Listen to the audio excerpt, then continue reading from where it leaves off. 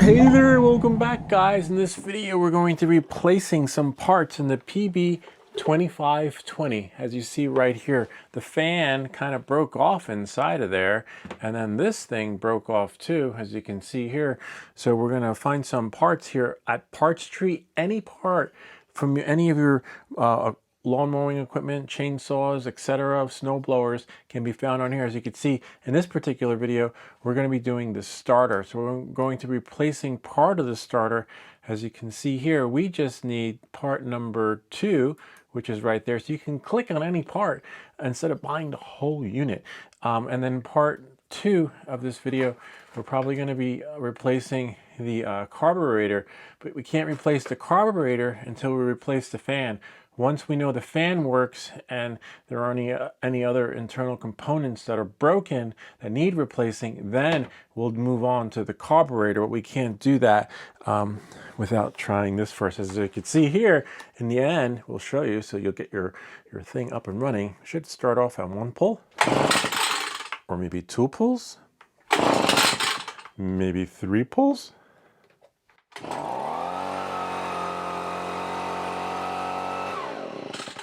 And that's it. You'll be able to have it working. As you can see, we've got a new fan in there. We power washed it, got it all clean and looking almost as good as new. Now you're going to need a rope.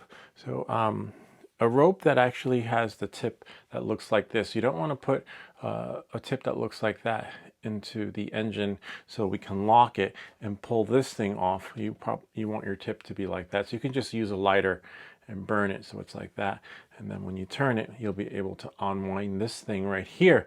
But without any further ado, let's get started. Everything's in the parts tree as needed. Come. Okay, so this is for the PB-2520. We already took it apart. We took this off, but I'm going to show you really quick for the new guy that doesn't know how to take this apart. As you can see, this part just broke off. So it was pulling from this end, right? But it wasn't starting up because this was broken on the inside. So if you remove this cover right there, this is a filter right here, right? So we're going to use this right here. This is to remove the spark plug. So what you want to do is lift this up right here, and I'll show you in case you have not removed this part right here, because we have a new one. As you can see, this one is broken. So we're going to remove the spark plug. This is a spark plug from the last video. As you can see, maybe we'll replace it. We have some new ones with us today. These right here. So we put the rope in there, make sure the rope can go in. You'll know that this is turned correctly in the correct position if the rope goes in. And as you can see, once we do that, see, it's locked in. See, now it won't turn anymore. Knowing that, moving forward, now that the rope is in there, as you can see, we can turn this like this, and this will turn clockwise to go, oops, don't break your stuff, to go on. See? And once it's locked on, we're not going to use this piece, we're just going to replace it. We're just showing you how to remove it. See? And the reason why we can thread it off is because of the rope that we put in there. If you remove the rope out, you can't make the magic happen, and this will probably thread on, but not off. So if it's really tight on there. So if we put it on, see? Now we can't unthread it. Can't unthread it until you put the thread in. See? Now it's just going any which way. And then if we make the magic happen, put that right about there. Make sure your line is burnt so that you can, there's no remnants of string or material going in there. And as you can see, once this is in, now I can turn this and thread it off and take the rope out. Remember, don't leave it. Make sure you have a rope that will not leave any remnants of anything in there. Knowing that, and moving forward, what we can do is spin this around. We're going to clean this up in here with the Dremel so that our new replacement part can go on right here. Here's the replacement. So here's how the new one looks. Really nice. So now we're just going to turn this on, remove this here. You can just shake it out or use a can of air to blow in there to make sure everything, there is no remnants of anything in there, so that the new fan can actually turn. So the new one isn't going to look like the older one. It goes in the other way like this on this side. But as you can see, this one has one and this one has two white pieces on that side. Make sure the rope isn't frayed so that you can just put it in and not worry about anything, any junk in your trunk. Knowing that moving forward, we should be able to screw this on and thread it really tight. Okay. And see, the rope is tight. And now we can make it even tighter so that it's really tight. And we can turn this, we can lock this on the top like that, squeeze it, and then just turn it. I see it turning more, so that's great, okay? Hopefully it should fit right in there. Now that that's in, it should turn. Yep. Now, as long as the holes are aligned, the screws should fit right in. So these look like they're aligned, and so these screws should go right in. There's one. So we gotta get another screw. We ordered it from Parts Tree. The best thing about Parts Tree, any screw imaginable or part is available. You need that screw, this part, any part is there. Let's see if it'll spin. Okay. Now we're going to take out the rope. Magic should happen there. And now we can assemble everything back together again. We're not going to change the carburetor yet. We need to make sure this works. And we also need another screw in there. Where it is, I don't know, but it's probably why this whole thing fell apart. My neighbor actually helped me find the carburetor.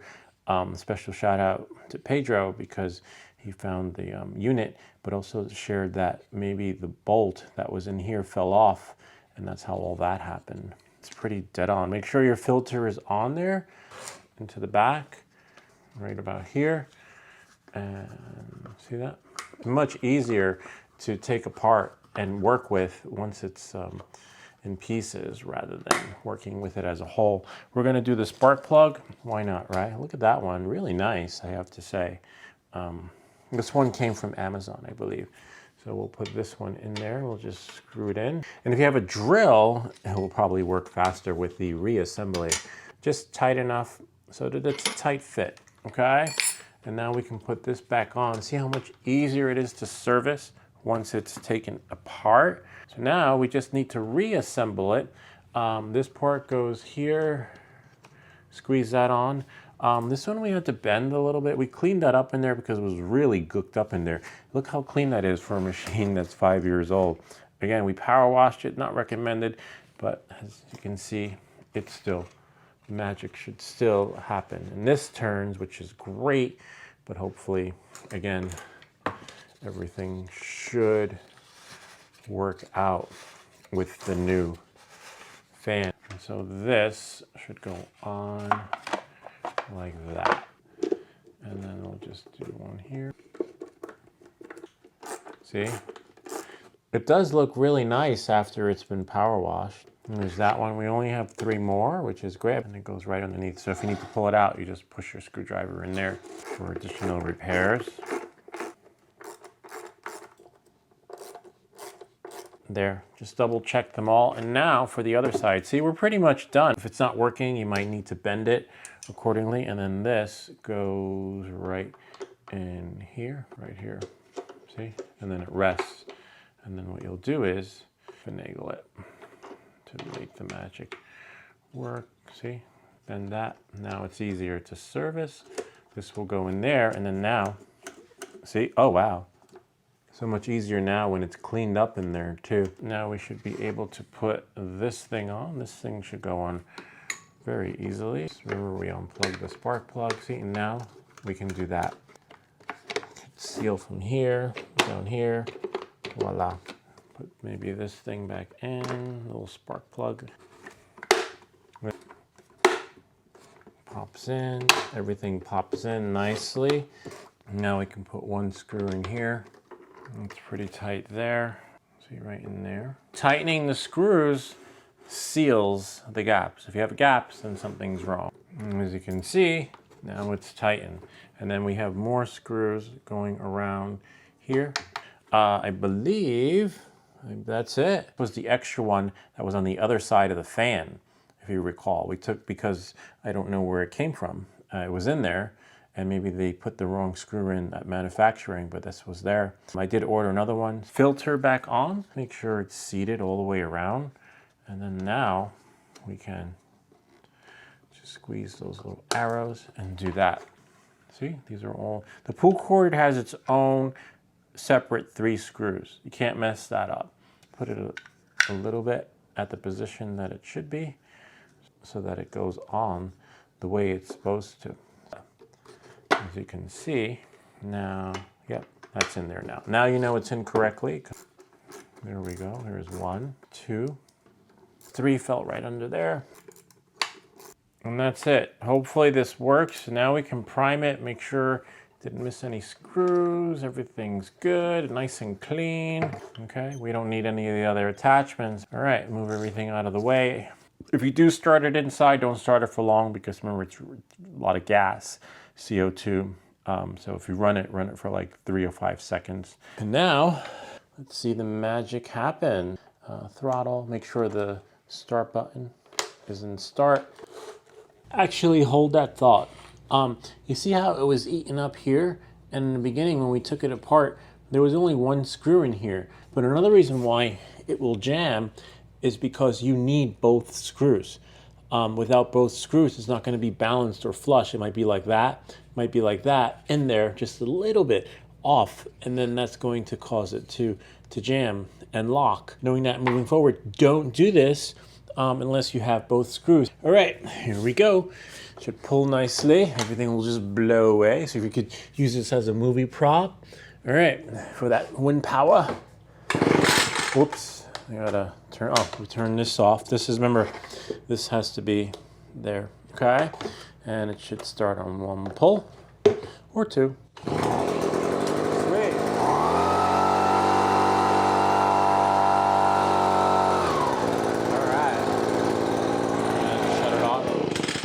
Voila.